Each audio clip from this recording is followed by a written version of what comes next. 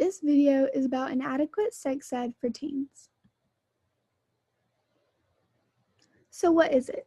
Inadequate sex ed is damaging to adolescents because they lack the information needed to inform them about their sexual health.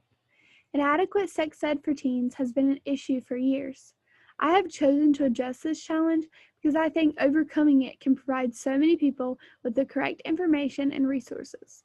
I myself was not given sufficient sex ed at my school, so I understand how important it is to have the information. This video is directed toward parents, teachers, and people working with adolescents. After watching this video, I want you to be informed. Knowledge, comprehension, application.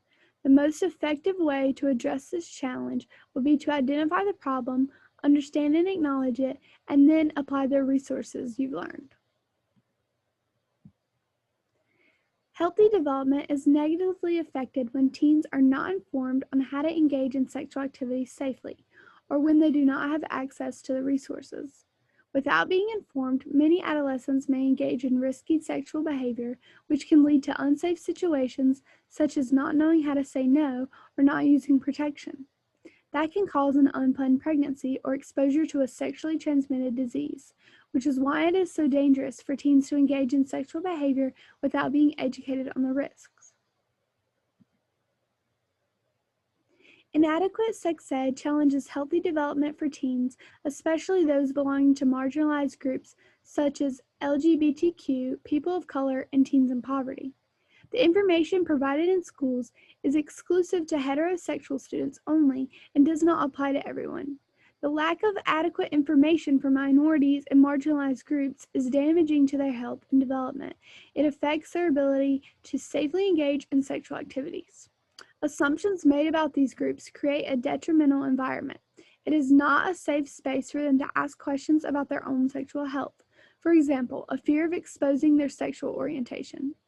A solution for this would be to provide an anonymous outlet for students to comfortably ask private questions and receive information.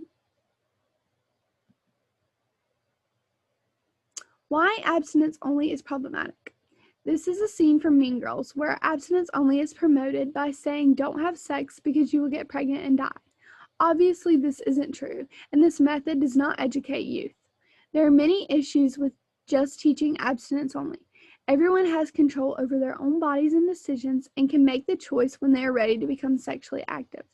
If you don't educate students with the proper information about sex when the time comes, they will be unprepared, which can potentially put them in dangerous situations.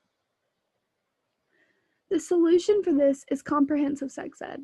Implementing sex education in schools across America would prevent so many teens from unwanted situations and mistakes. It would definitely not eliminate them completely, but I do think it would bring the numbers of teen pregnancy and STD rates down. Not only does comprehensive sex ed teach, but also about sexually transmitted diseases and how to prevent them. It teaches sexual anatomy, consent, sexual health, contraceptives, and much more. Whether you decide to become sexually active as a teen or not, you should be prepared and have access to resources. Your responsibility as a parent or teacher is to educate.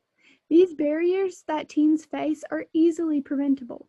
If you cannot provide information yourself, be able to offer access to reliable resources in your area or online.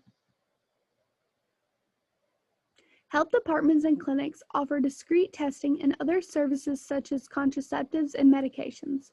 If you find someone in a bad situation, you should be available to share information and provide these resources to students seeking help. After viewing this video, I hope you have a good understanding of the issues at hand and ways you can help. Thank you.